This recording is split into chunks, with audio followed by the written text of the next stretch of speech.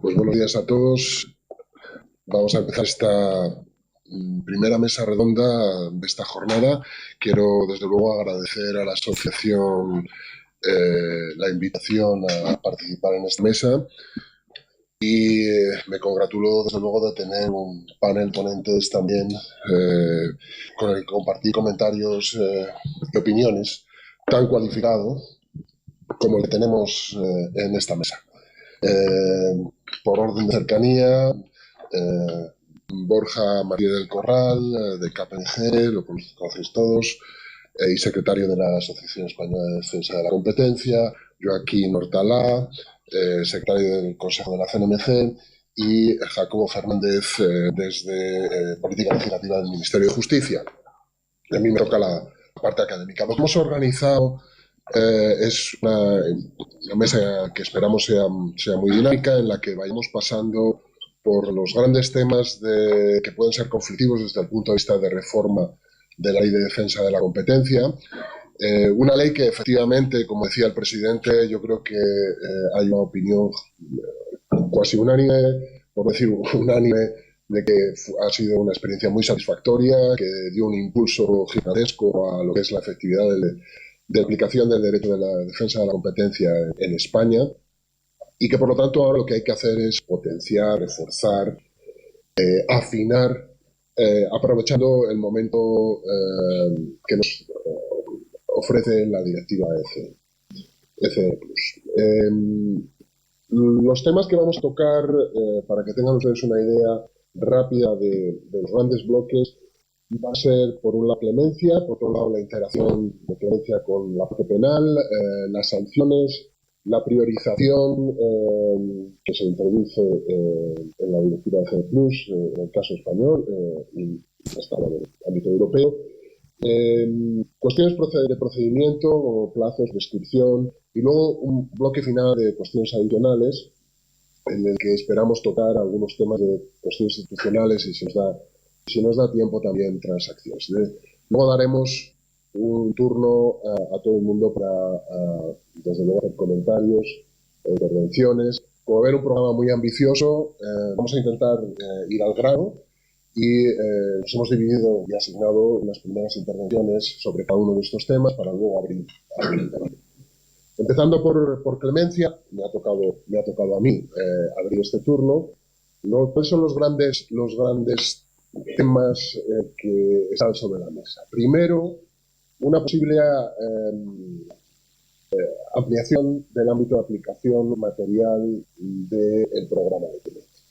La directiva impone un mínimo a todos los Estados miembros, que es el programa de clemencia con una determinada característica para cárteles secretos, pero, como sabemos, el artículo 65 de la Ley de Defensa de la Competencia,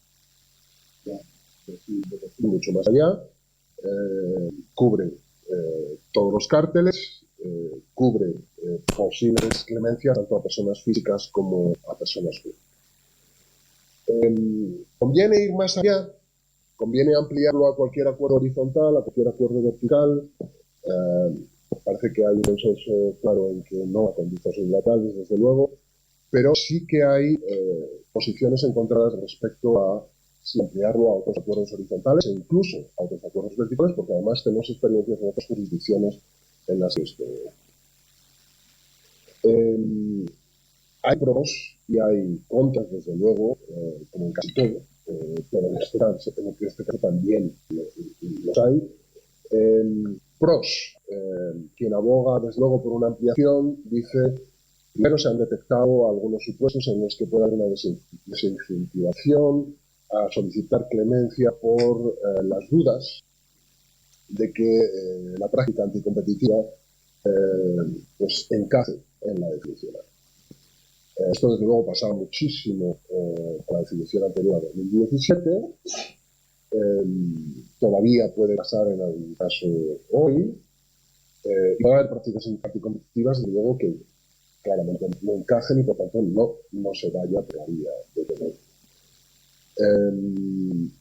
Yo creo, sinceramente, que el problema era más de la legislación anterior que la actual.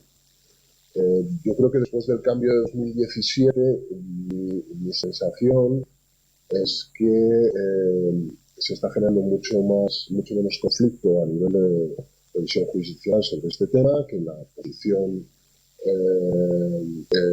tanto de la autoridad como de los tribunales en este caso es bastante clara. Es decir, que creo que hay un cierto grado de seguridad jurídica. Todavía puede haber alguna duda en algún caso concreto, pero creo que hay una relativa seguridad jurídica. Ampliarlo a otros acuerdos horizontales, a mi modo de ver, plantea incógnitas, porque sobre todo es dónde pones el límite. ¿Dónde pones el límite? Y yo creo que puede llevar precisamente a una mayor inseguridad o a una excesiva ampliación y distorsionar el sistema que estaba previsto inicialmente exclusivamente para restricciones especialmente graves, y en la mayor parte, cuando más sentido tiene desde luego, es cuando hay un elemento de ocultación. Si lo ampliamos a todo acuerdo horizontal, no estamos distorsionando su verdadero objetivo. ¿Dónde pones el límite?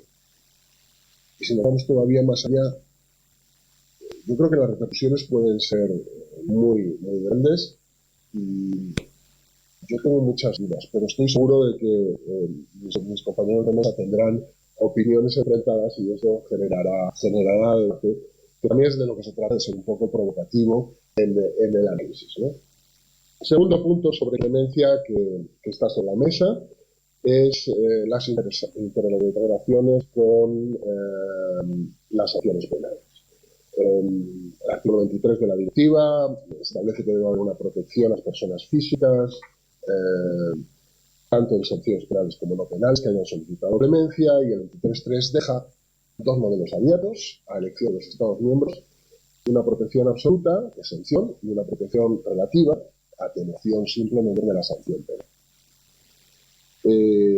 Bueno, primero, persona física, persona jurídica, ¿hay que extender esto a la persona jurídica? Yo creo que sí. Segundo, exención o atenuación, yo aquí me inclinaría claramente por exención. Yo creo que, sobre todo, si pensamos en jurisdicciones en las que hay un tipo penal claro sobre temas de defensa de la competencia, es impensable que se siga produciendo solicitudes de clemencia e inmunidad si no se garantiza la exención total, y por tanto creo que perderemos muchísima efectividad. Sé que aquí la posición del Ministerio de Justicia es más, está explorándose y está teniéndose en cuenta el conjunto del sistema penal, lo que parece lógico. Creo que también aquí seguro que hay espacio para el debate. Y yo creo que sería bueno también incluir, aunque ya está en el sistema español, una referencia explícita a la exención de la prohibición de contratar en los casos de exención y de reducción. Ya está en la ley de contratos del sector público, pero creo que sería bueno también incluir en la ley de defensa de la gente. Algunos otros temas importantes a este respecto, también que están sobre la mesa. Con respecto a exención, llama mucho la atención que se establezca en la directiva que no se podrá conceder inmunidad a quien ejerza no solo coerción o coacción de derecho o de hecho, sino también a quien induzca a un cargo. Eso es un cambio. Y es un chocante el cambio.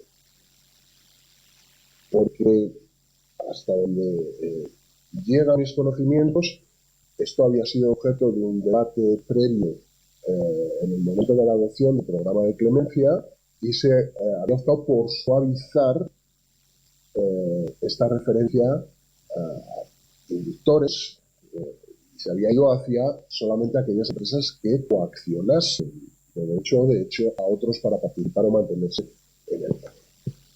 De hecho, en la comunicación de clemencia europea, se sigue manteniendo que los únicos a los que no se puede conceder exoneración son a los que van a coaccionar, a los que coaccionan a otros.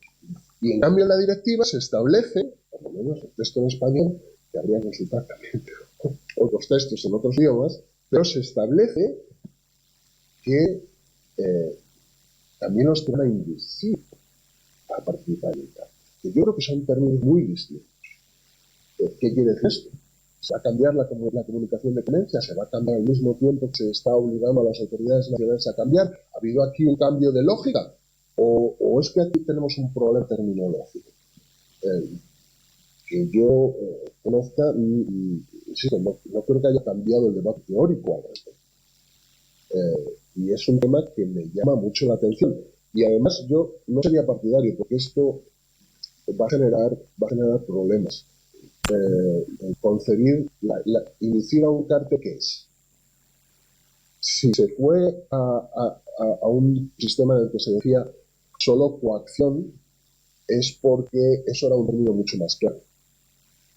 Pero inducir al cártel, ¿qué es? Proponer. ¿No estás diciendo si propones?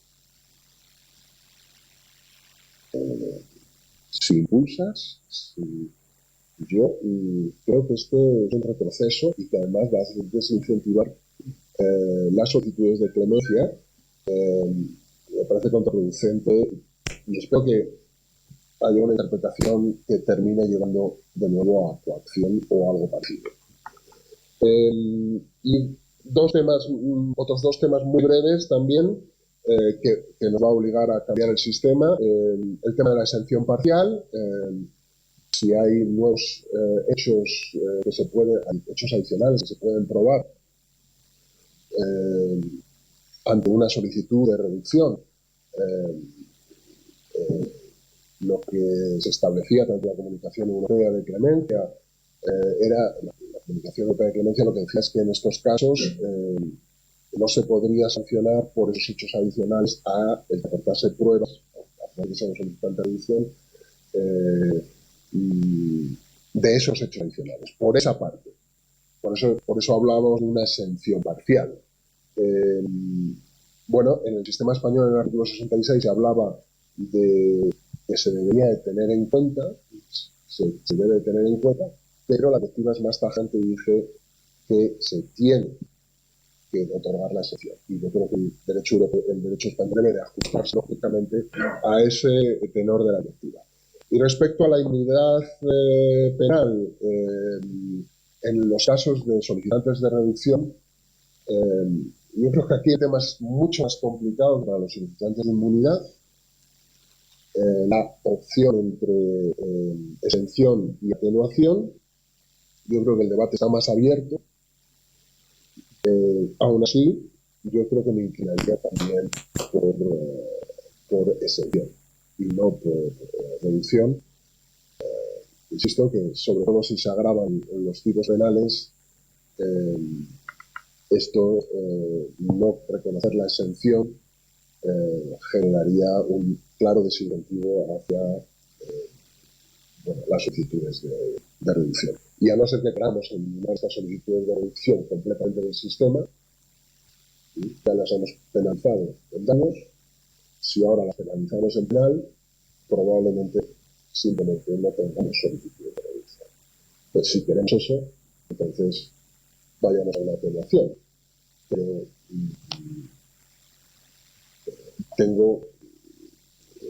yo creo que las solicitudes de reducción siguen siendo muy útiles. Así lo demuestra la práctica española y yo creo que, por lo tanto, me inclinaría por la exención. Habíamos previsto que Joaquín diese un poco el turno de réplica a esta primera intervención en tema de clemencia, antes de que hubiera otros comentarios. Gracias, Jerónimo. Bueno, muy rápidamente, está casi, yo creo, todo dicho y todos los debates provocados. Yo solo contribuiría a prolongarlos un poco más.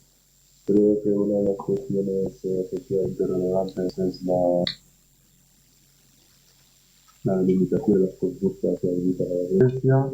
Eh, Creo que sí que puede ser a de unanimidad de que debe excluir cualquier conducta de artículos o 102, y en cambio pedir la clemencia a la moción de cárcel es una cuestión que Jerónimo ha puesto encima de la mesa y que ha estado presente en todos los debates. Yo no tengo criterio sobre ello, pero sí ahondaría, de acuerdo con lo que tú has señalado, en que si bien al inicio de los tiempos circunscribir la presencia de la moción de cárcel pudo conducir a una cierta confusión o a una cierta inseguridad jurídica por la dificultad de limitar el concepto de cárcel, lo cierto es que yo creo que esto hoy en 2019 está esencialmente superado y por lo tanto cualquier modificación de extensión de la clemencia a cualquier otro tipo de conducta se haga bajo la premisa de que no retrocedamos en la seguridad jurídica, de forma que al menos la seguridad jurídica tratada no sería la misma.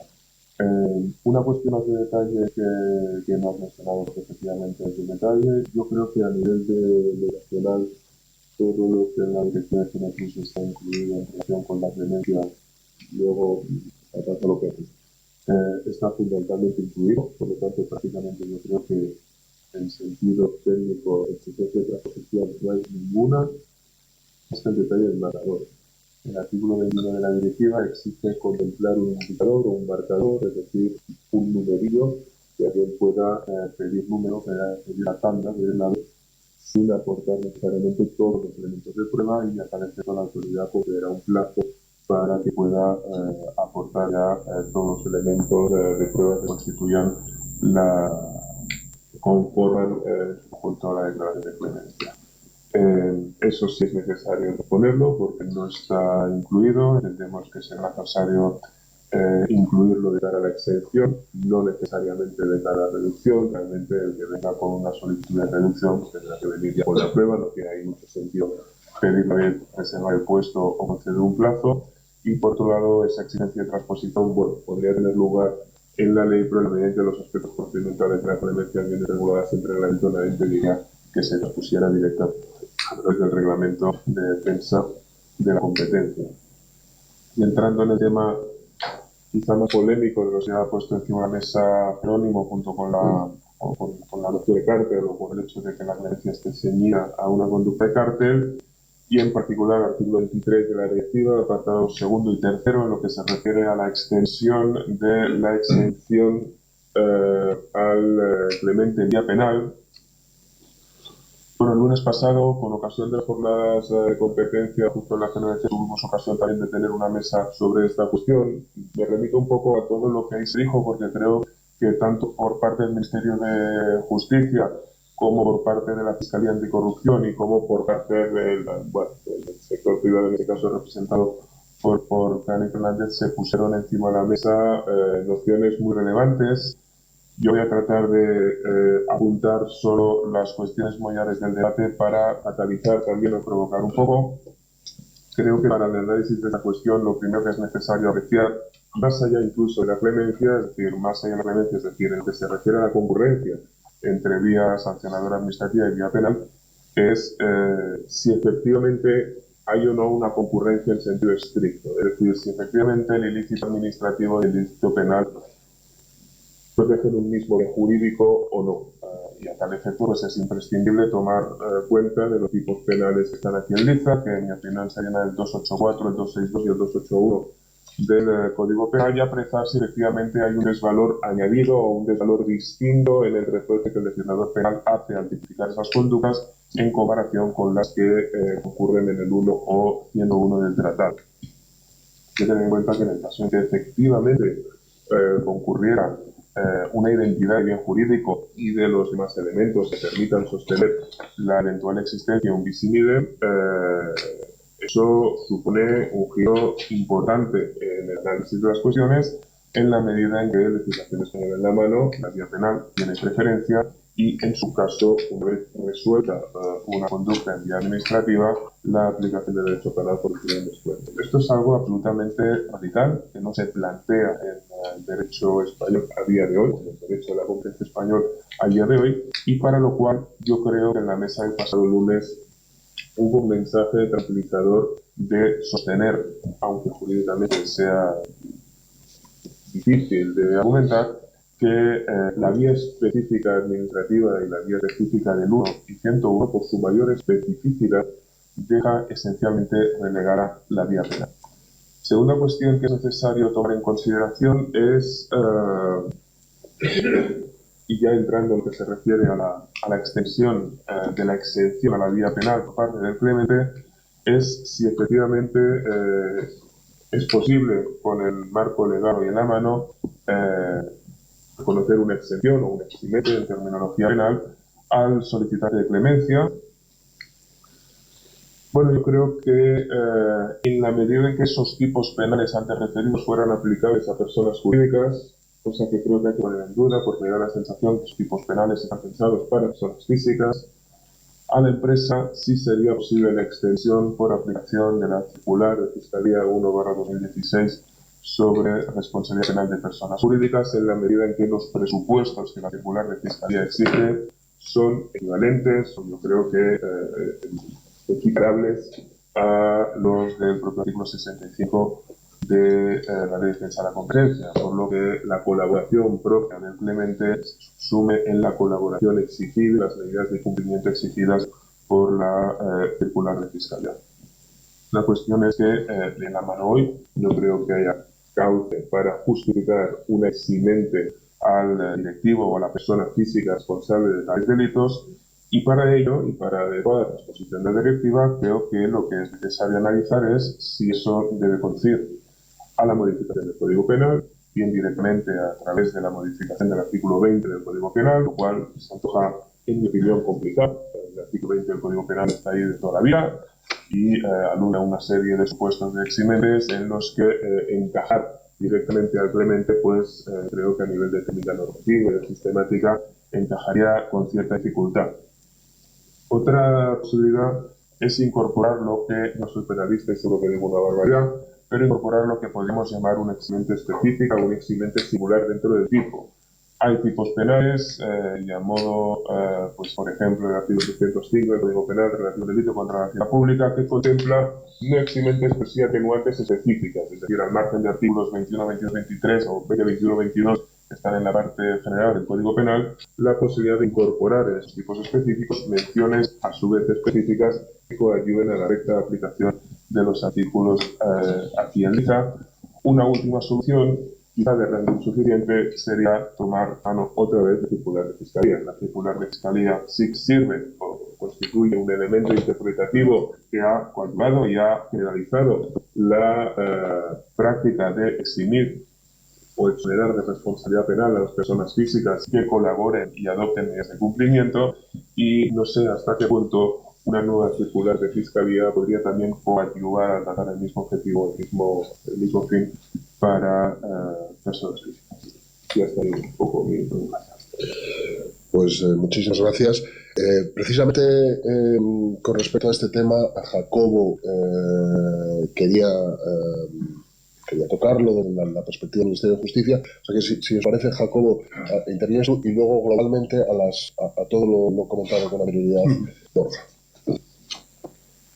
Gracias, Jerónimo. En primer lugar, quería agradecer a la propia asociación la invitación del Ministerio para poder aportar nuestra visión y agradecer también la presencia de la CNMC, que siempre sobre estos temas ilustra. De hecho, coinciden bastante los puntos que ha dicho Joaquín. Yo voy a destacar en primer lugar que mi acercamiento y mi unidad a esta directiva fue cuando era una propuesta de directiva. De decir que en el ámbito de colaboración interdepartamental, en lo que fue el reparto de esta negociación, cayó en esta vez, a diferencia de lo que fue hace unos años, en el Ministerio de Economía. Tenemos un cauce institucional a nivel con la Dirección General de Política Económica, y desde el primer momento fue muy fluida la interconexión, el compartir textos y posiciones comunes. En un determinado momento, en una conversación y leyendo el texto, vi que esta redacción de lo que era además el artículo 22, que ahora luego es el artículo 23, que ya la aprobada es bastante alambicada, pues nos producía cierta preocupación. Pero quiero decir que es la preocupación desde el punto de vista de transposición. Mi universo gira en torno a un proceso que es, me entregan una directiva y cómo acaba en el boletín oficial del Estado. Si bien en este caso sería responsable otro ministerio con justicia como competente, no responsable, figura bastante burocrática inventada por exteriores, sí que una parte nos tocaría a nosotros. Y nuestra visión siempre, en primer lugar, es si afecta al ordenamiento jurídico español, si implicaría una reforma del ordenamiento jurídico español, esto como obligación generada, como responsables a la hora de cumplir con lo que dijo una directiva, y si no, pues ya entraría un criterio de oportunidad, con toda calma y con toda sensatez se podría valorar. En ese primer análisis, tal como estaba esa primera redacción, nos preocupó bastante porque sí que entendíamos que implicaría tocar código penal, que tiene una tradición totalmente distinta, más alineada con Italia, con Austria y con Alemania, países cuyas delegaciones también mostraron su preocupación. Hubo una conexión directa a través de la representación permanente de justicia con la representación permanente de economía y se trasladó a la comisión esa preocupación. Aparte que el Ministerio de Economía le advertimos que si ese artículo seguía así, implicaría tener en paralelo dos reformas, una orgánica y otra ordinaria, con las complicaciones que eso genera. En esto, Justicia tiene mucha experiencia porque junto con Interior es realmente el ministerio que se ha afectado de manera constante a retocar leyes orgánicas y sabemos las complicaciones que ello lleva. De hecho, el artículo 284 que te referiste anteriormente fueron las primeras veces cuya transposición por la Directiva de uso del mercado, la forma que hubo, se llevó a cabo por vía de proposición de ley. Es digno de estudio porque hasta entonces nunca se había llevado a cabo una transposición por esa vía, omitiendo por completo el proceso prelegislativo, precisamente porque los plazos se nos iban y España, vuelvo a decir, tiene una obligación de respecto a transposición de esa directiva. En este caso, y es interesante decir, se trasladó que la inmunidad por confesión era totalmente ajena a nuestro sistema doméstico penal, además de otras tradiciones, y que se podría obviar, como solemos tener en ese juego de negociación, mediante un cito de juicio o abrir la posibilidad que fueran los ordenamientos jurídicos nacionales, y dando como razonamiento el que no veíamos que hubiera una base jurídica sólida para poder operar esa reforma. Cuando me refiero a base jurídica, esto es una cosa en derecho europeo, me refiero a que cuando analizamos lo que se suele conocer como Informacom, el primer esbozo de una reforma de directiva europea, vemos las bases competenciales sobre las que se apoya la Comisión para poder llevarla a efecto. Y en este caso dudamos bastante. De hecho, aparte del ámbito penal, en justicia también tenemos el ámbito procesal y hay un principio del derecho europeo que es el de autonomía procesal por el que los Estados miembros tenemos nuestra competencia para tener nuestros propios y autónomos sistemas procesales nacionales. Pues bien, aparte de esta cuestión de la inmunidad por confesión y la base jurídica para ello, también destacamos la relación que existía entre las sanciones administrativas y el posterior impacto en los sistemas nacionales penales, que no quedaba de toda aclarado, ¿no? Y además una tercera razón, que es interesante, que es qué relación guarda con esto la directiva de whistleblowers, porque puede tener o generar ciertas incoherencias con el sistema si al final se toca esta materia. Directiva, por cierto, que ya conocen todos ustedes. Por tanto, tras esas presiones, de varias delegaciones y tras una conversación con la propia G2 Unit, se regula la inmunidad en procedimientos sancionadores administrativos en un párrafo y los penales en dos o tres párrafos, dos párrafos diferentes, que finalmente acaban con el número 23. Pues me está refiriendo el artículo 21. Pero aparte, realmente, pues esa G2 Unit aseguró que con estos tres elementos se respondía adecuadamente a las preocupaciones de las delegaciones. Uno, según ella, no se obligaba a introducir una cláusula de inmunidad penal, sino que permitía a los sistemas nacionales optar por la inmunidad o el sistema de atenuación. Y en siguiente lugar, que eso era muy importante también para nosotros, que la valoración de la concurrencia de los distintos requisitos nunca soslayara el papel que en España tienen los jueces y la propia fiscalía, que fueran ellos realmente los que tuvieran esa competencia, como ha ocurrido siempre. Esta redacción al final acaba siendo publicada en el DOE y tenemos vamos a ver qué alcance de aplicación de la directiva tiene el ámbito penal. Habría que seguir el mismo hilar lógico que Joaquín. En primer lugar, ¿qué ámbito tenemos? 101, 102, ya empieza aquí a atarse bastante, pero luego directamente hay un considerando que es el 12 que dice o que excluye expresamente de su obligación las disposiciones del derecho nacional que imponen sanciones penales a las personas físicas. Y acto seguido, esto va unido, circunscribe su alcance en ese ámbito exclusivamente a las normas que regulan la interacción entre los programas de clemencia con la imposición de sanciones a las personas físicas. Con lo cual queda bastante agotado el espacio. O sea, el impacto penal sí que a debates, pero luego en la práctica ustedes conocerán que el sistema español se basa más en la parte administrativa que en la parte penal. No ocurre así tanto con el sistema de abuso de mercado y la CNMV, en una parte penal en la que tiene que ponerse de acuerdo, tienen que hablar, sobre todo Fiscalía y CNMV, pero en el ámbito español el sistema administrativo funciona, como ocurre también en el ámbito tributario con la agencia tributaria, ¿no? Entonces, 101 y programas de clemencia. ¿Qué podemos encontrar en el ámbito penal, así a vuela pluma, relacionado con la materia? La más directa es que hay un tipo concreto separado, que es el de, digamos, el de cárteles de licitación, en el artículo 262. Pero parece que tampoco la directiva se centra en este ámbito, ¿no? Que tiene más que ver con el sistema de contratación con las administraciones públicas, pero sí se menciona considerando 64. Es un ámbito muy restringido, es un tipo concreto, con lo cual tampoco el impacto es más amplio. Pero, en segundo lugar, sí que es cierto que podríamos encontrar a lo largo del Código Penal, por ejemplo, una sección tercera del título 11º, libro segundo, de los delitos relativos al mercado y a los consumidores. Algunos de los artículos de esta sección, los ha mencionado el compañero, como podría ser el 284 o el 261. Hay más, revelación de secretos de empresa, publicidad engañosa, pero que tenga que o guarde relación realmente con la especialización de ustedes, pues es cierto que podríamos circunscribir a 284 y de aquella manera. Aquí, siendo provocativo, me gustaría ver si ahí, por un lado, tendríamos una actuación de la Fiscalía con conversaciones con la propia CNMV y al mismo tiempo un impacto en actuaciones de la CNMC. O sea, podría ser divertido ver a dos autoridades independientes y la propia Fiscalía envueltas en una problemática al respecto.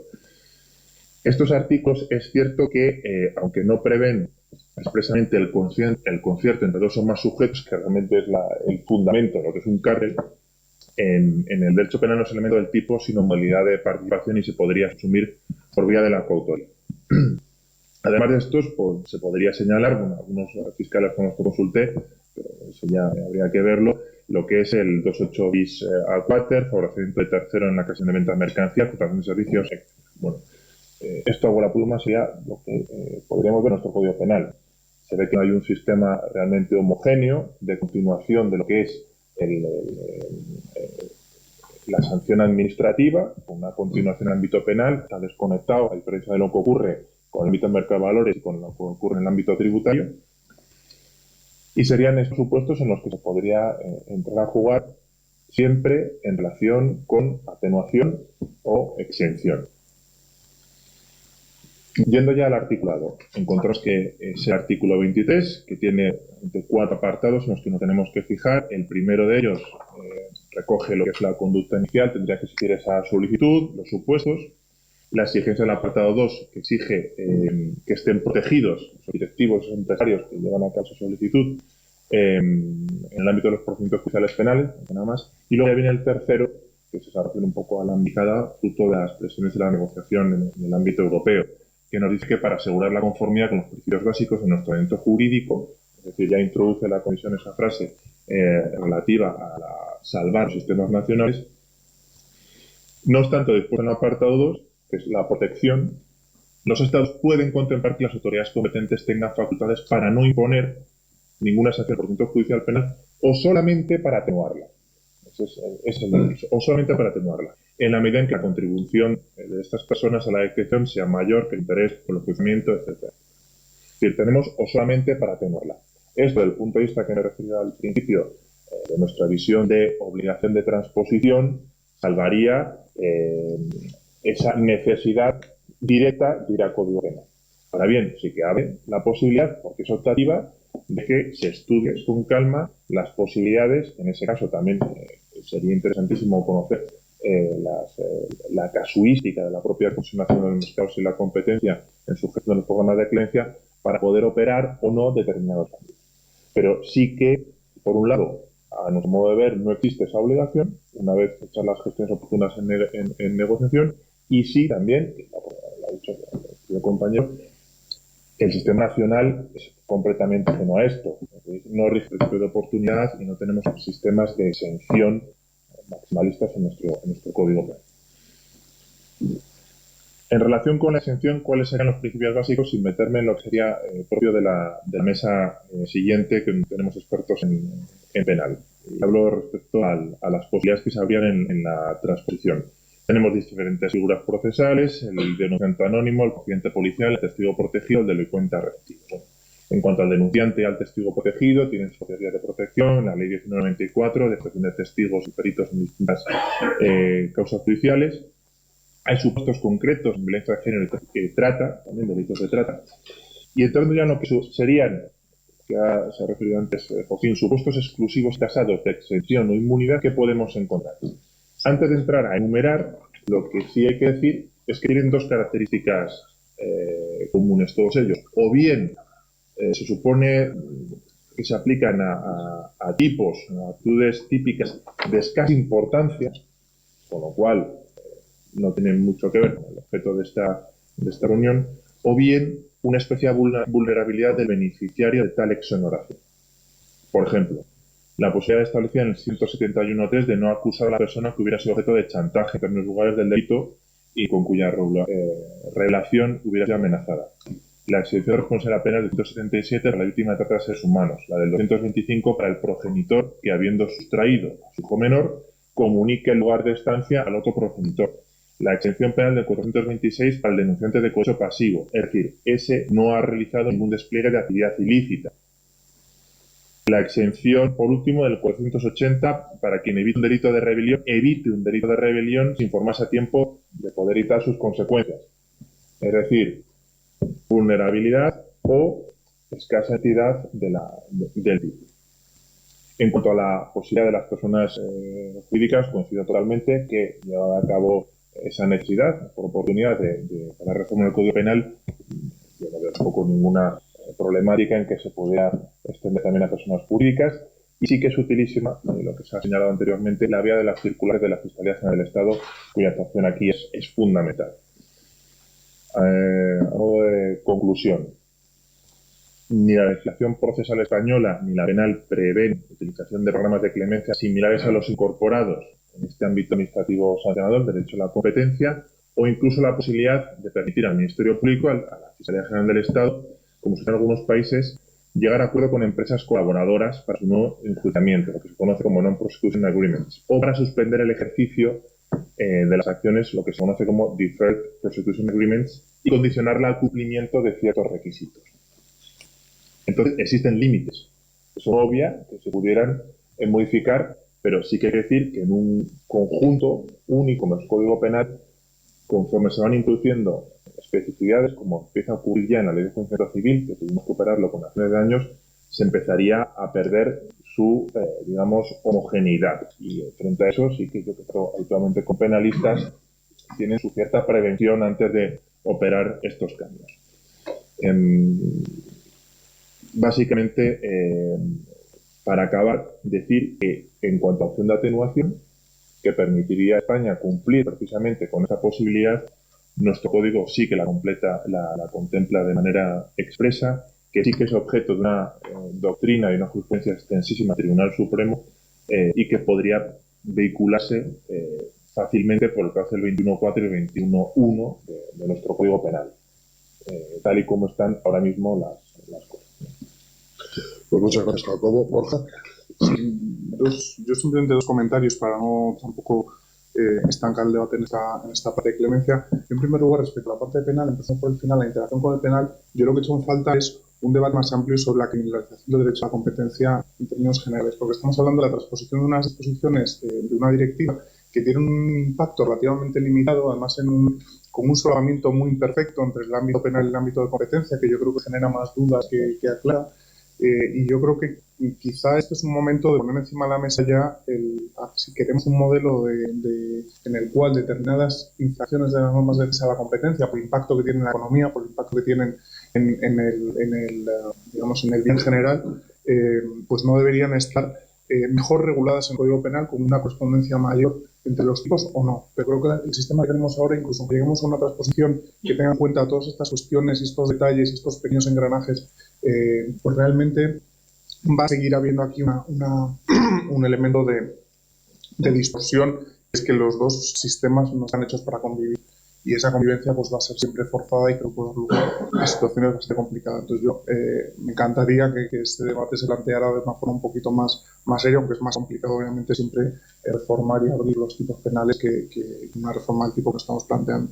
Y también en cuestión de este tema de clemencia quería volver a una cuestión que mencionó Jerónimo, que era la ampliación de los supuestos de clemencia, en concreto el tema de la clemencia por acuerdos verticales.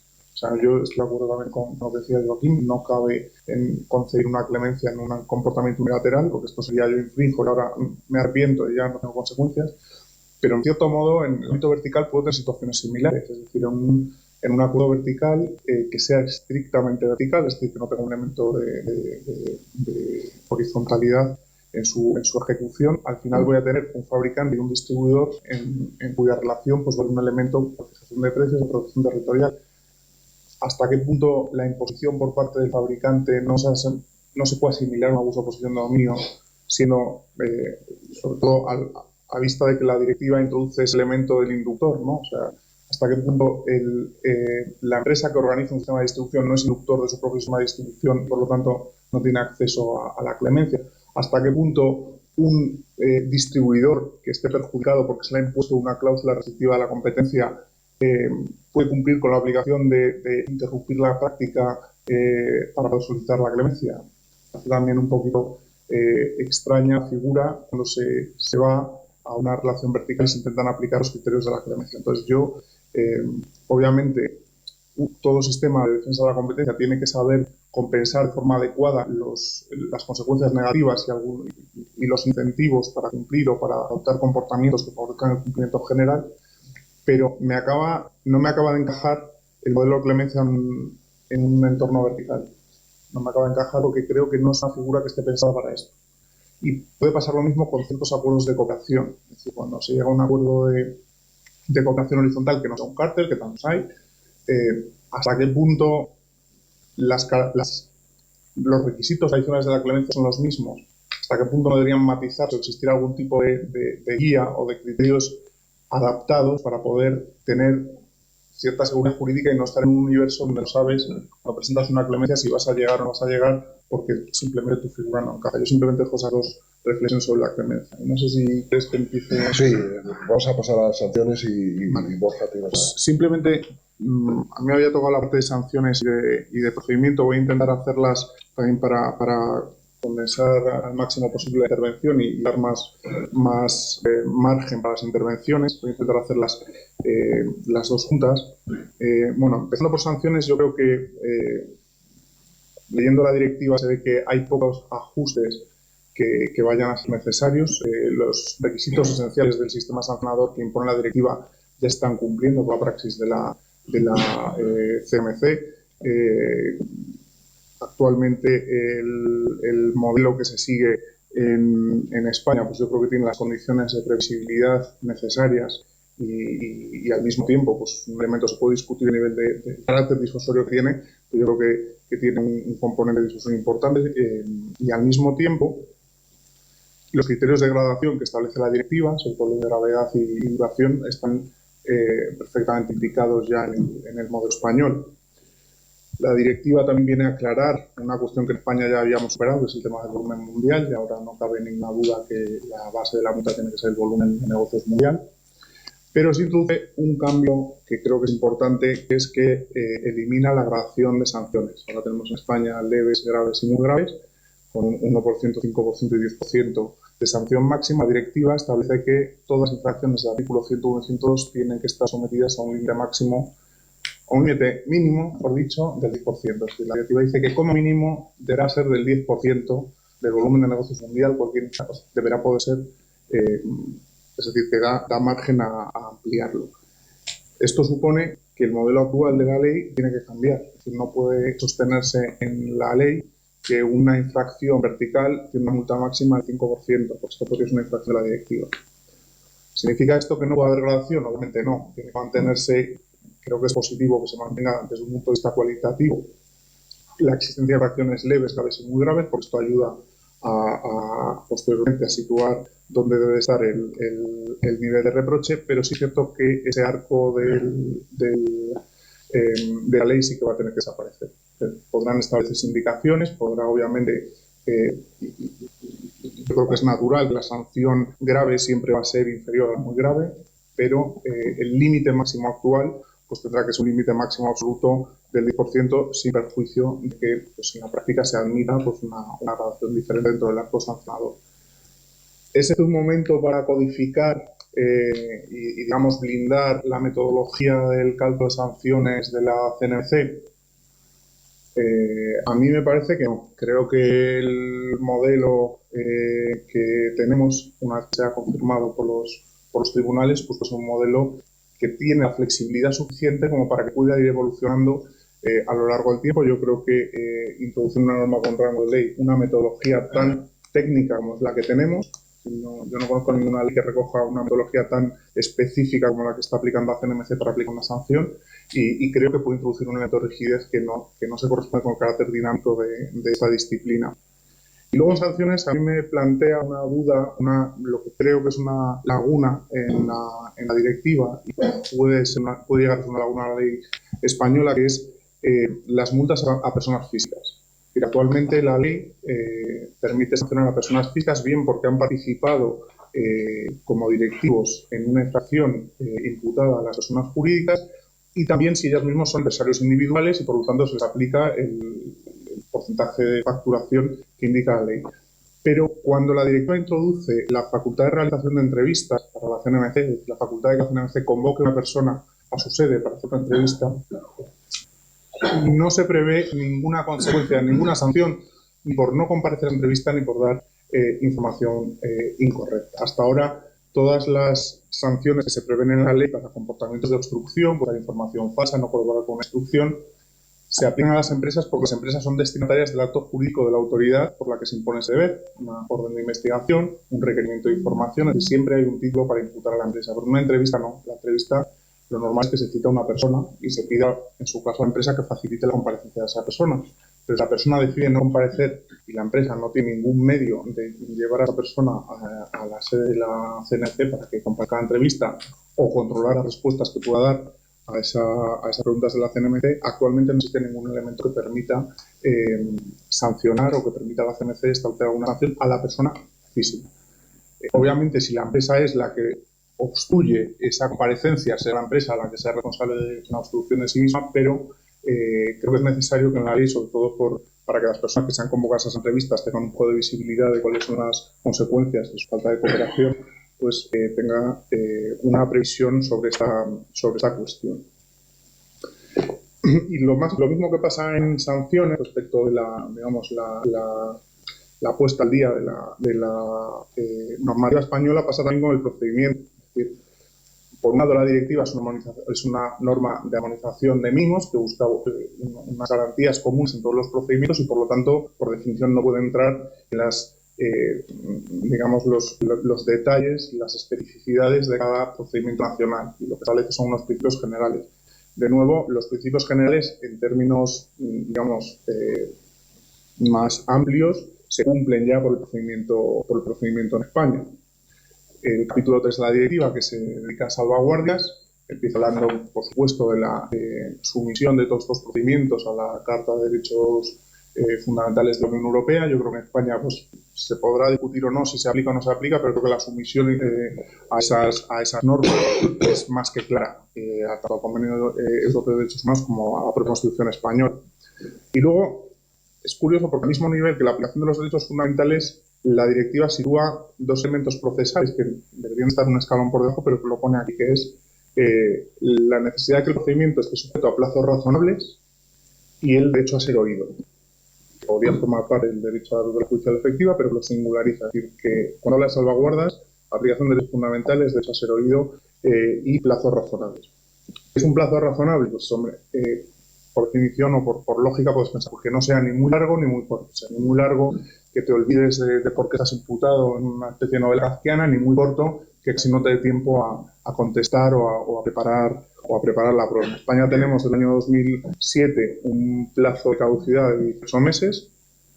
En la mayoría de los casos yo creo que todos podemos estar de acuerdo en que es un plazo razonable que contribuye a dar seguridad jurídica a las empresas, que evita que los expedientes estén eternamente empantanados en una fase o en un limbo que no se controla por parte de la empresa, que no tiene digamos una expectativa de solución temprana, pero también es cierto que hay situaciones que este plazo pues, puede no ser razonable en algunas situaciones, ¿no? ¿Cuáles son estas situaciones? Pues yo estoy pensando sobre todo en expedientes muy complejos, sobre todo expedientes con gran número de partes o con un volumen de información muy elevado, en el cual pues, los propios plazos internos de tramitación del procedimiento, es decir, ya solo lo que es gestionar con solicitudes de confidencialidad y gestionar notificaciones, pues hace que muchas veces los procedimientos se vean comprimidos en su parte más sustantiva de debate y falte tiempo tanto a la autoridad como a las partes para preparar una defensa o para analizar argumentos de descargo. Entonces, esto no sucede en la mayoría de los procedimientos, suceden procedimientos, como digo, especialmente complejos. Entonces, ¿cuál podría ser la solución? Pues yo creo que la solución podría ser el codificar de una forma clara supuestos de suspensión del plazo que dé seguridad tanto a la autoridad de que el procedimiento pues, se puede suspender con todas las garantías de que no vamos a incurrir en ningún elemento de caducidad, como a las partes pues, que en un momento dado decidan o pretendan presentar algún tipo de prueba económica compleja o necesiten un poco más de tiempo para analizar un expediente. A mí, yo recuerdo siempre un expediente que me notificaron, que me imputaron a nuestro cliente 2 semanas antes de recibir el pliego de cargos. Es que no nos había dado tiempo prácticamente ni a analizar el expediente cuando tenías el pliego de cargos. ¿No? Pues estas son situaciones que yo creo que se deberían recoger en la ley. Yo creo que la fórmula sería pues, que hubiera una solicitud tanto o una decisión de la comisión de que se suspenda el expediente, una solicitud de alguna de las partes imputadas y que bueno, se diera un plazo de oposición y si en ese plazo la mayoría de las partes no se han opuesto, pues que se pudiera proceder con garantías a una suspensión que obviamente tiene que estar delimitada, tiene que estar causalizada, vinculada a la realización de una labor concreta. Pues necesito tiempo para preparar un dictamen económico de estas características, necesitamos tiempo pues, para mantener reuniones con la autoridad al objeto de contrastar argumentos económicos o para analizar esta prueba que aparece en el último momento, lo que tiene que estar y tiene que ser proporcional a lo que se pide.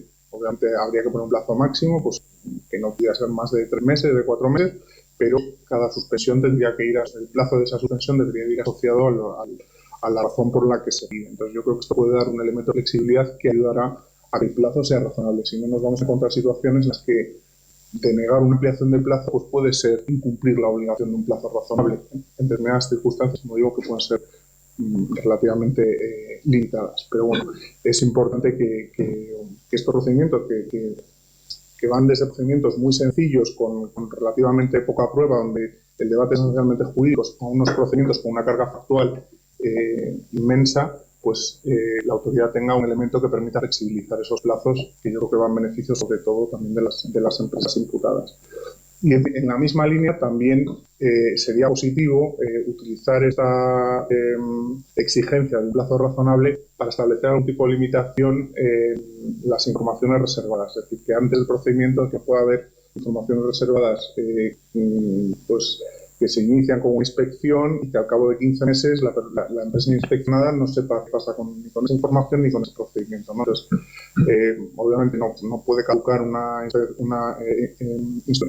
información reservada, dado que no existe un procedimiento, pero sí que debe de haber una serie de plazos en los cuales pues, la autoridad debiera tomar una decisión sobre qué pasa con esas actuaciones que están practicando o motivar por qué no procede el archivo. Es decir, que oye, pues es una investigación, a los 6 meses todavía no he encontrado nada, pero no me ha dado tiempo a procesar, pues que haya un acto de ampliación para poder seguir profundizando en esa información y llegar a la conclusión de proceda. Creo que es importante el que haya pues ese elemento, porque al final pues no está bien tener, o no, las empresas no llevan bien el tener abierto un procedimiento que no saben si es un procedimiento todavía, si en algún momento les va a llegar un pliego, tienen internamente pues esto genera cierto revuelo que siempre es bueno que se calme cuando antes. Luego está el derecho a ser oído, que se circunscribe en la directiva esencialmente a que las partes, algo que yo creo que en España lo tenemos por partida doble, que es que las partes reciban los cargos antes de la decisión. Pues en España tenemos esos dos momentos en los cuales somos informados y tenemos decisión, tenemos capacidad de presentar alegaciones. Es cierto que podría aprovecharse esta garantía que se vincula al derecho a ser oído a potenciar una vez más las vistas ante el Consejo, con las dificultades que eso tiene, aunque solo fuera para cuestiones especialmente nuevas o pues, aquellos elementos que nunca hayan sido tratados por el Consejo o que puedan implicar, digamos, una delimitación de las fronteras de los tipos sancionadores. Pero bueno, eso es una discusión que es más práctica quizá que de reforma de la ley. Otras cuestiones que creo que se tienen que son relevantes tener en cuenta a la hora de analizar los aspectos procesales. Bueno, en cuestiones de inspecciones, por ejemplo, también estamos muy alineados con lo que nos exige la directiva. Hay una diferencia que yo creo que es importante tener en cuenta y que yo creo que viene a cerrar una situación un tanto anómala que existe actualmente en la ley, que es que ahora se explicita que para las inspecciones domiciliarias es necesaria una judicial. Es un requisito que no estaba en la ley de 2007, pero que ahora sí que va a tener que estar. Porque ya es verdad que para las empresas irá siendo orden judicial en efecto el consentimiento titular, pero para los domicilios particulares o para aquellos locales que no formen parte del domicilio empresarial va a ser necesaria una orden judicial y esto tendría que estar recogido en la ley. Es curioso porque actualmente la ley no recoge esta cuestión para los domicilios particulares, pero tampoco establece que las órdenes de investigación sean obligatorias para los particulares cuyos domicilios se pretende investigar. Con lo cual, en la práctica, si se pretendiese investigar un domicilio particular, tendría que ser por orden judicial, porque es la única manera de garantizarte que el titular del domicilio no se niega a pedir a la actuación inspectora. Creo que es importante tener esto en cuenta porque bueno, pues la propia directiva hace referencia a que precisamente las nuevas modalidades de teletrabajo, de flexibilización de la jornada laboral, pues hace que cada vez más pues en los domicilios particulares pues pueda haber información que pueda ser relevante para una inspección. Entonces, con estas cuestiones en mente, pues sería necesario que esta cuestión estuviera bien atada en la ley. También, bueno, hay muchísimas cuestiones más, ¿no? Bueno, por mencionar dos muy rápidamente, en tema de medidas cautelares, también es la ley, la directiva obliga que estas no solo sean comunicadas a la red europea, sino que además sean o puedan ser objeto de recurso por una vía especialmente rápida, que eso actualmente no existe. No sé si con la duración de los procedimientos en España y los procedimientos judiciales, esta vía rápida en sede cautelar pues puede tener mucha virtualidad, porque probablemente se termine el procedimiento quizá antes de que haya un procedimiento sobre cautelar, pero lo cierto es que se tiene que garantizar este medio. Y luego también me parece interesante reflexionar sobre el impacto que puede tener el hecho de que ahora se puedan notificar pliegos de cargos o propuestas de resolución a través de autoridades extranjeras, cómo se va a articular este procedimiento para que tenga el menor impacto posible en lo que son los plazos de tramitación internos, porque obviamente no es lo mismo enviar un requerimiento de información por la autoridad directamente a la empresa que no tener que solicitarlo a la autoridad local y estar sometido a los plazos que pueda existir en el foro al que se dirija ese requerimiento de información o ese pliego de concreción de cargo, ese pliego de concreción de hechos, perdón. Y bueno, creo que esta cuestión enlaza muy bien con lo que había comentado antes de la necesidad de flexibilizar los plazos, es decir, en la medida en que pues vayas a tener que notificar o se pueda tener que notificar un pliego de cargos en uno o varios países distintos de España, pues nos podemos encontrar con dilaciones en la notificación que haga pues, que a lo mejor cuando ya todo el mundo ha contestado en España, pues todavía esté empezando el plazo para la persona que se ha notificado fuera y que genera una serie de asimetrías que creo que es interesante tener en mente, sobre todo cuando se planifica el proceso. Yo creo que aquí una buena práctica que deberíamos considerar de la autoridad británica en concreto es ese calendario que publican al inicio de sus investigaciones, donde más o menos, con un margen de error flexible, pues se establece ya desde el momento que se incoa hasta la fecha estimada de decisión, pues cuándo van a ir teniendo lugar los distintos hitos, ¿no? Cuándo se van a abrir los cargos, cuándo se van a realizar visitas a empresas, aquellos casos pues, que se quiera visitar el sitio para entender a lo mejor cómo funciona una cadena de producción, en qué momento se van a presentar los informes económicos, porque con esto yo creo que ayudaría bastante tanto a las empresas a organizarse como a la propia autoridad a tener una planificación más completa de su trabajo. Es cierto que pues al final las planificaciones pues muchas veces se las come el día a día, pero creo que sería una buena iniciativa para poder organizar pues unos procesos que son tan complejos como estos. Muchas gracias, Borja. Antes de dar paso a la audiencia, hay un tema que creo que es muy importante también y novedoso en el sistema español, que es la priorización. O sea, que le pedía a Joaquín que tocase el tema de priorización y, por supuesto, si hay alguna reacción a lo presentado por Borja, podéis intervenir. Si empezamos a las 10, o sea, un poquito más. Vale, no, es tratar de decir, por no agotar tiempos, porque al final, si me cualquier provocar, no permito que la provocación surta efectos, sería un poquito tramposa de mi parte. Priorización, si te parece, y por apuntar otro dato de interrupción de la prescripción, pero muy rápidamente. Bueno, la priorización es una necesidad de la autoridad que quiera gestionar sus recursos de forma eficiente. Yo creo que eso es incuestionable y que nadie lo combatirá. Pero no es fácil en derecho español. Yo creo que partimos hoy por hoy de que existe una obligación de investigar toda denuncia o todo hecho del que se tenga noticia y que tenga los mimbres de ser un ilícito de 1.101 o 2.102. El artículo 4.5 de la directiva sí que exige que las autoridades puedan priorizar y eso abre, insisto, partimos de que hoy por hoy eso no es viable y por lo tanto esa transposición sí es necesaria de alguna forma y conducirá a que de las tres opciones que hoy día tiene el artículo 49 haya una cuarta. El artículo 49, ante la existencia de indicios de infracción, pues permite incoar, permite abrir una información reservada o permite archivar la denuncia porque no hay indicios de infracción. Con la priorización de lo que se trata no es de archivar por parte de indicios, sino sencillamente constatar que la cuestión, sea como fuere, no es prioritaria. A partir de aquí, y dada la novedad que esto supone, surgen varias dudas. Primero, ¿quién es competente para priorizar? ¿La dirección o el consejo? Si fuera la dirección, debería ser un pie de recurso del artículo 47 como poco. Si fuera el consejo, debería ser en todo caso a propuesta de la dirección. La segunda cuestión, o dos de los presupuestos sobre los que hay que partir, en mi opinión, es que la priorización deja absolutamente intocada o imprejuzgada cualquier tipo de calificación sobre la conducta, a efecto de que puedan aparecer nuevos hechos que hagan alterar el criterio de priorización y, en cualquier caso, obviamente, a los efectos de aplicación privada. Una denuncia no prioritaria no excluye, evidentemente, que el asunto pueda ser analizado por un juez mercantil y no solo no lo excluye, sino que no tiene que juzgarlo, no tiene que perjudicarlo de ninguna forma. Por otro lado, también se ha suscitado en alguna ocasión la priorización como mecanismo de distribución competencial, frente al que yo me opongo radicalmente si eso se permite hacer.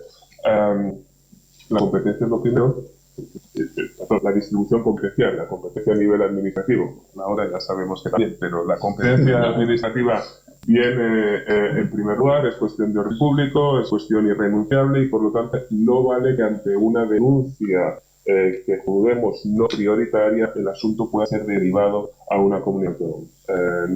No es ese el mecanismo. Si hay que derivar o hay que analizar los temas de distribución competencial, habría que analizarlos por otro lado, pero en ningún caso bajo el prisma de la priorización. Por último, ¿bajo qué criterios priorizamos? Bueno, pues cabría en el extremo dos modelos: establecer criterios de priorización de la ley como forma más rígida y más inflexible que juzgo peligrosa, o establecer priorización sobre una base absolutamente fáctica o casuística, caso a caso en cada resolución, cosa que quizá también sea ligeramente complicado a la vista del principio de seguridad jurídica, entre otros, por lo que una vía intermedia podría ser establecer criterios de priorización generales, no en la ley, pero criterios de priorización que pudieran establecerse en algún instrumento tipo plan de actuaciones o en algún otro instrumento tipo, incluso con un rango un poquito más estable, tipo comunicación. Al fin y al cabo encajaría bien dentro de lo que son principios que guían la actuación de la comisión. Creo que separados bajo el que caben las comunicaciones podría tener cabida ahí. Pero hacerlo más flexible podría también incluso establecerse en el plan de actuaciones, y de hecho el artículo 20.16 de la Ley 3/2013 actual de la Ley de Creación de la CNC ya contempla la posibilidad del Consejo de establecer prioridades. Me parece que emplea la expresión de forma que el cauce para que eso pueda tener lugar ya existe. Lo que no existe, insisto, es la previsión en el artículo 49 o el que sea de la Ley 15/2007 a los efectos de que ante una denuncia pueda no rechazarse, no inadmitirse, sino sencillamente apartarse por considerarla no prioritaria. Por lo que se refiere a la interrupción de la prescripción, artículo 29 de la directiva, ahí hay cosas realmente interesantes. El artículo merece una y varias lecturas. Después de la 18ª uno sigue descubriendo cosas. Yo os animo a que la leáis muchas veces porque es un artículo que tiene muchísimas sorpresas o trampas, según el interés de la cual. Esto, como la mayoría de los artículos de la directiva que hemos comentado, parte del principio de efectividad de 101.102. Esta es la base fundamental de todo esto. El artículo alude a suspensión e interrupción. Yo creo que eso sencillamente es una mención que permite salvar la dinámica en cada Estado miembro, en cada jurisdicción sobre el régimen de prescripción. Yo aquí creo que nuestra lectura debe ser orillar la suspensión. No conocemos con carácter general, salvo casos muy excepcionales, de suspensión de la prescripción, por lo que nos centramos en la interrupción. Y a partir de ahí, la directiva contempla que los actos, es decir, en la medida en que nos movemos dentro de una red de autoridades de competencia, autoridades de Estados miembros y la propia Comisión Europea, cualquier actuación de una autoridad o de la propia Comisión Europea produce efectos interruptivos respecto de la infracción que eventualmente deba incoarse por parte de la autoridad de competencia española. Si cogemos el mismo prisma y lo trasladamos al sistema de competencias que rige, el sistema de competencia que rige en España, pues la misma lógica debería poder conducir a que cualquier actuación de una autoridad autonómica que finalmente luego sea derivada a la autoridad nacional produzca también ese mismo efecto interruptivo y viceversa. En segundo lugar, y quizá más complicado, el carácter no recepticio de los actos de interrupción. Aquí la interrupción de la prescripción exige conocimiento formal de aquel frente al que se rige la acción. Sin eso no hay interrupción de la prescripción, y yo creo que eso rige con carácter general y con carácter específico en cualquier ámbito en el que se regula la prescripción, menos en ámbitos tributarios, en los ámbitos más comunes, puede haber alguno singular. Aquí la ley permite que la prescripción produzca efectos interruptivos respecto de todos los miembros de una infracción, aunque no todos ellos hayan tenido conocimiento del acto interrumpido. Es decir, una interrupción frente a uno interrumpe para todos.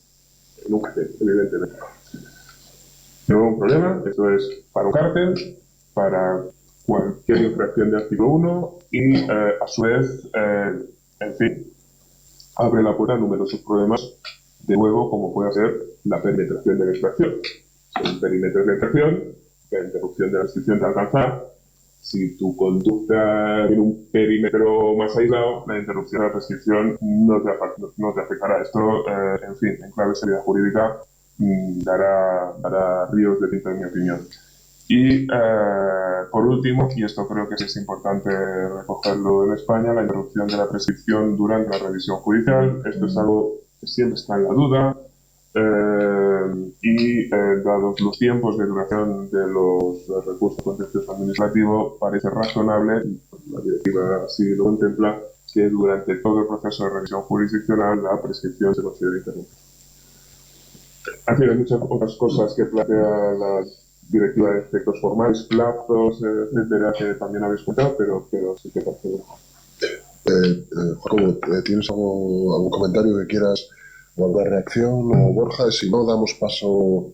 Únicamente, al último comentario de Joaquín, que eso siempre es útil que la propia autoridad ponga encima de la mesa el tener cerrado las cuestiones de suspensión y resolución en la propia norma nacional, y destacar, por ejemplo, una que ya hemos acabado con la implementación, adaptación del RGPD, el Reglamento General de Protección de Datos, respecto al papel de la Agencia Nacional de Protección de Datos al hilo de las sentencias REN, ¿no? Que se introdujo un artículo ad hoc en la de la jurisdicción competente administrativa y que eso siempre se puede estudiar si necesita esa seguridad jurídica la propia comisión, ¿no? Yo tengo solo un último comentario más de llamada de atención que otra cosa en relación con el proceso de tramitación, que es la directiva tiene un objetivo claro, que es evitar que haya una sinergia entre lo que hace la Comisión Europea y lo que hacen los Estados miembros. Es decir, que dependa de qué autoridad están conociendo el caso, pues qué derechos o qué forma o qué digamos, qué marco se te va a aplicar, ¿vale? En España tenemos también ese problema con las autoridades nacionales, con la autoridad nacional y con las autoridades autonómicas.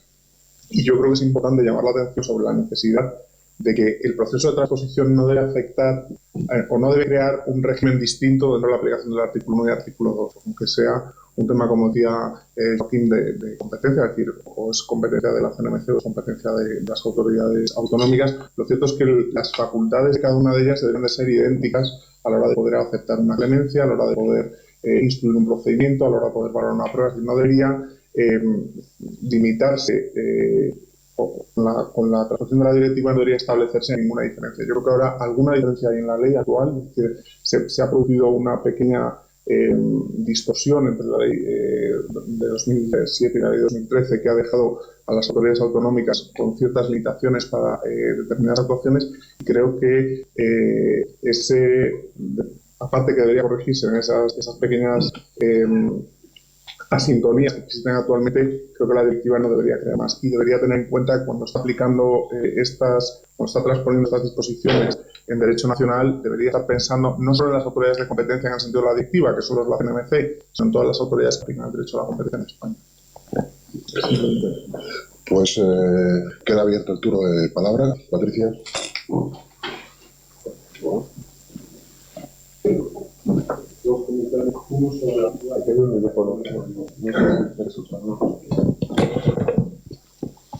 Dos comentarios, uno sobre el ámbito de aplicación de la clemencia.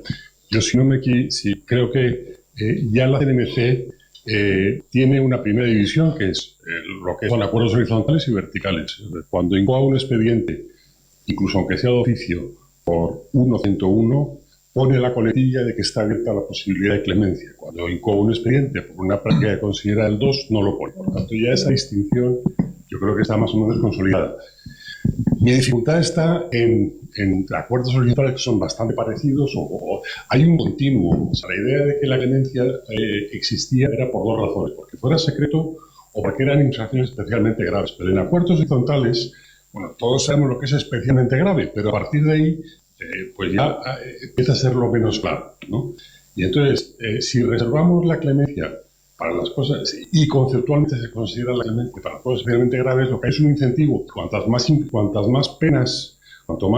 se imponga penas que se pueden librar mediante una clemencia, más incentivo habrá para decir, oiga, lo mío cabe bajo la clemencia, porque entonces también me libro, por ejemplo, de la prohibición de contratar. Mientras que si es una infracción horizontal que no encaja bajo la clemencia, pues no me libro de esa prohibición de contratar. Entonces yo creo que ahí hay que intentar tener mayor yo personalmente creo que hay que ampliar la definición, porque si no, repito, no hay una continuidad en la gravedad de las infracciones horizontales. Hay unas gravísimas y otras, pero ya cuáles son las menos graves es menos fácil de decir, uno. Y dos, para no forzar ese incentivo que yo creo que es incorrecto a encajar el grande. Y luego hay una cosa que además en España podemos decir, y es que hay una cosa que nos falta. Yo he oído varias veces a la CNMC y a gente de la Comisión Europea decir, sí, hemos tenido gente que ha venido con una clemencia y le hemos dicho que no. Eso hay que explicarlo. Porque lo mismo que en 102, las resoluciones de la CNMC diciendo cuándo cree que no hay un abuso han sido extraordinariamente esclarecedoras. Obviamente no se puede dar demasiada información sobre cuándo hay una solicitud de clemencia y la autoridad ha considerado que no encajaba bajo el régimen de clemencia. Pero una explicación general creo que sería útil para entender qué se entiende por clemencia y qué no se entiende por clemencia. Entonces, digamos, estas de publicar o de una forma, repito, con todas las salvedades que haga falta, pero publicar una explicación de por qué se considera que determinadas prácticas horizontales no han encajado ante la clemencia, porque supongo que cuando han ido a presentar y han dicho que no, pues sería un acuerdo horizontal. Yo creo que es útil. Por tanto, para mí esa definición es clave, porque si no creas con cada vez más sanciones a los no clementes, pues es clave. Luego una cosa muy breve, una cosa que ha dicho Joaquín. El marker para los no immunity applicants, sino para los segundos.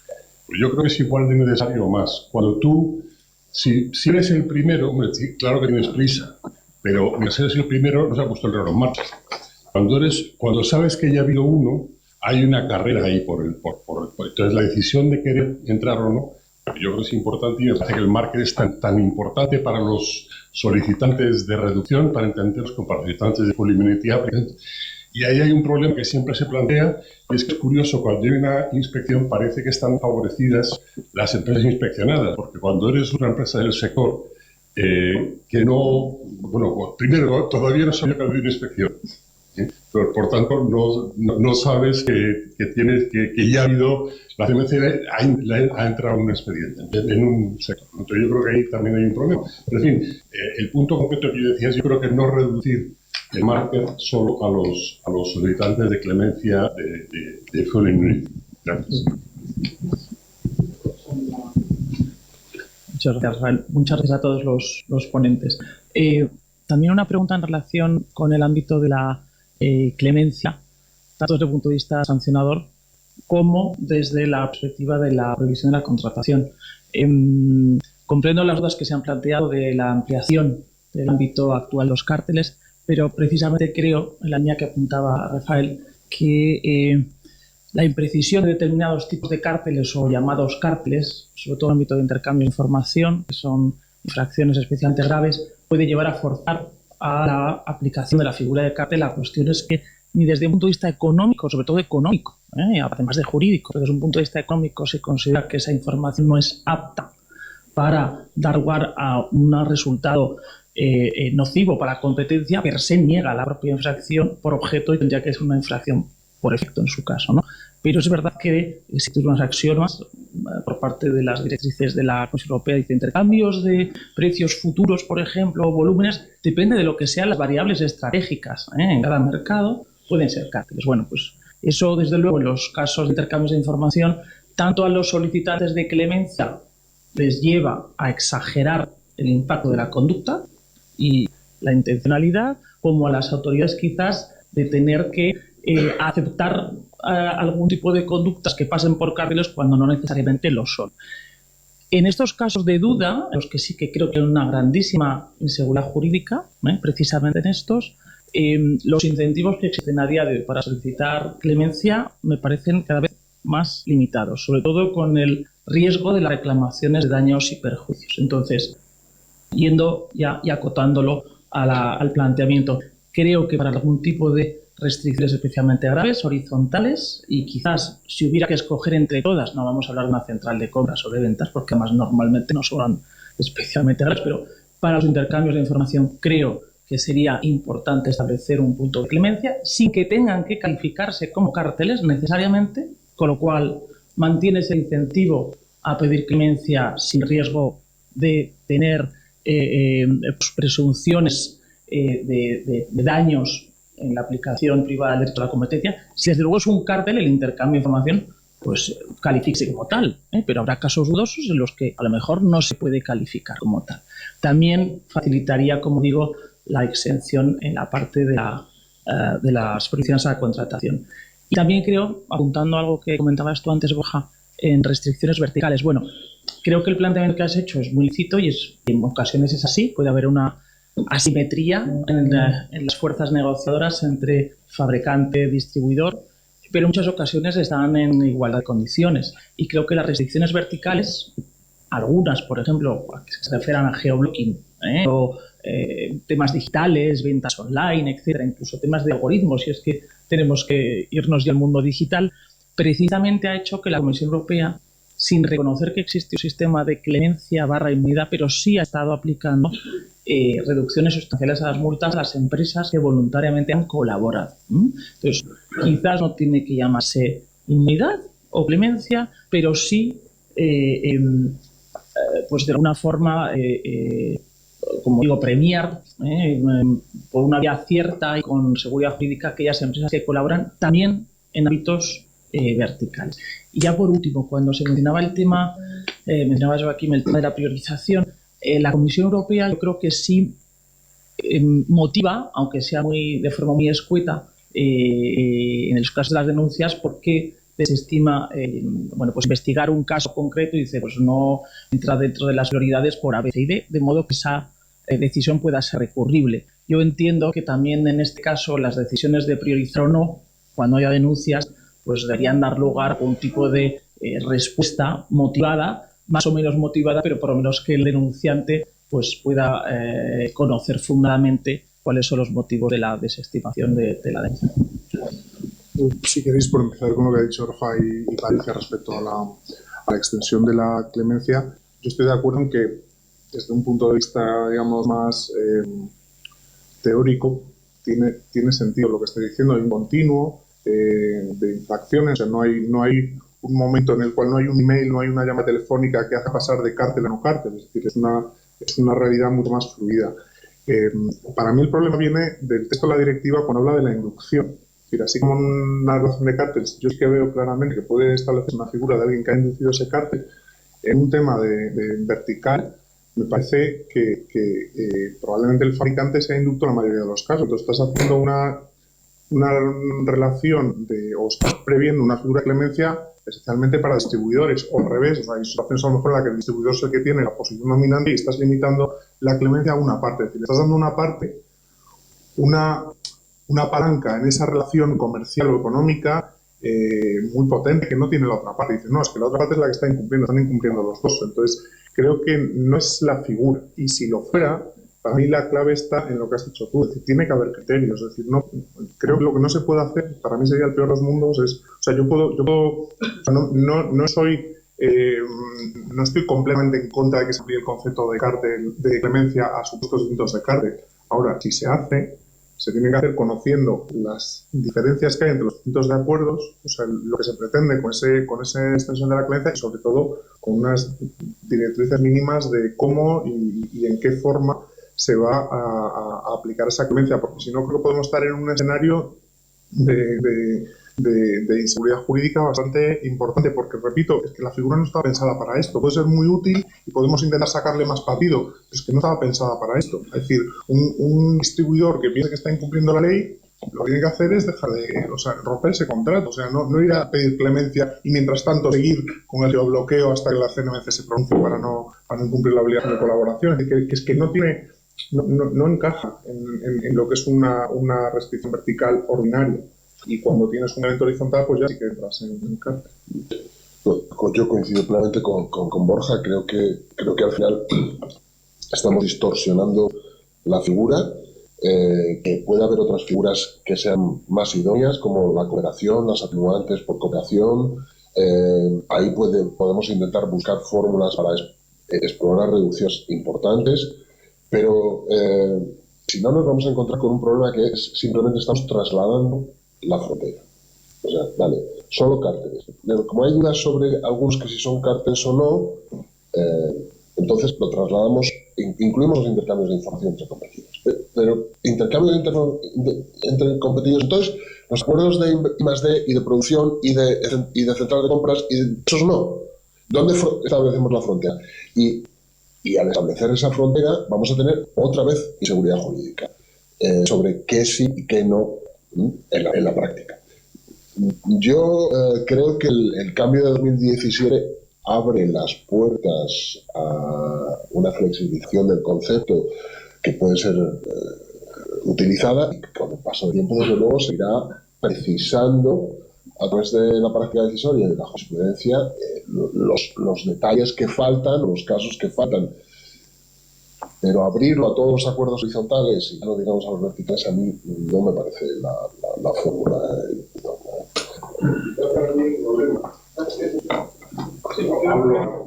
Quizás para mí el problema, cuando veo la clemencia, ya estamos en lo que las antiguas soluciones decían: esta es una de las prácticas más nefandas, sea lo que sea. Sea un smoking room que decide los precios y se reparten mercados, o sea un intercambio de información. Ese es el problema. En que si hablamos de cárcel o de clemencia, ya la autoridad de competencia va a empezar su resolución en la parte sancionadora. Estas de las prácticas más graves. Cuando veamos una resolución en la que diga: mire, yo he aceptado clemencia, pero esta infracción es una infracción que me parece relativamente menor, entonces aceptaré romper esa distinción. Pero el problema es que tú te metes en el peor de los mundos para librarte de unas penas. Y por tanto, esa calificación a mí no es tanto como un problema de la calificación, sino que es que al final en las penas está. Y si la infracción acaba siendo calificada de las más graves, siendo un cartel de libro o siendo un intercambio de información, por coger el ejemplo que ponía Cristian, o sea, digamos de los más dudosos, pues ahí tenemos un problema. Y el día que veamos resoluciones que digan, a pesar de todo, esto no es una infracción terrible, no le pongo en la mayor de las sanciones, pues ya yo estaré al menos más tranquilo. Pero si te fijas, al final está también la naturaleza de la figura, es decir, la clemencia se origina por la necesidad de detectar conductas que de otra manera son indetectables. Si ampliamos esto, puedes encontrar alianzas comerciales que son perfectamente conocidas por todo el mundo, que se benefician de clemencia solo porque uno lo denuncia. Es decir, imaginemos ahora, yo qué sé, por decir una tontería, ¿no? Pues las alianzas entre aerolíneas. De repente hay una aerolínea que coge y presenta una solicitud de clemencia. Eso, si la autoridad quería investigarlo, que está a la vista de todo el mundo. No tienes que recurrir a un mecanismo, como decía antes Jacobo, tan extraño en nuestro derecho como la eximente por confesión, que es, a fin de cuentas, de lo que estamos hablando, en ese contexto. Es decir, el valor añadido de la clemencia está en lo oculto. Y si quieres lo podemos tender a lo más grave, pero en realidad tiene una función que es que afloren comportamientos que la autoridad no puede descubrir. O sea, no se puede delegar en el mercado la detección de comportamientos anticompetitivos. O sea, es la autoridad quien tiene la responsabilidad de investigar y demostrar que están produciendo comportamientos contrarios a la competencia. Si no, creo que entramos en un terreno muy pantanoso y que puede dar lugar a muchísimas... Hay otro elemento que también podríamos tener en cuenta, es si ampliamos este aspecto de cooperación horizontal, introducimos un procedimiento de transacción. La transacción tiene sentido en casos de clemencia, desde luego tiene sentido, porque ahí es donde, por lo menos la experiencia europea lo que nos dice es: todos los casos prácticamente que hay de transacciones son casos previos de clemencia. Entonces, si ampliamos clemencia, ampliamos transacción. Y al final estamos transformando completamente el sistema de persecución. Yo creo que estamos dando un salto más allá y estamos cambiando la propia naturaleza de la investigación de las prácticas anticompetitivas. O sea, yo creo que tienen muchas repercusiones, ¿no? Bueno, se han quedado cosas en el tintero, debates en profundidad, cuestiones institucionales, transacciones, pero creo que tenemos que cortar. Hay un café. Pero podemos, desde luego, seguir continuar con el debate. Muchas gracias.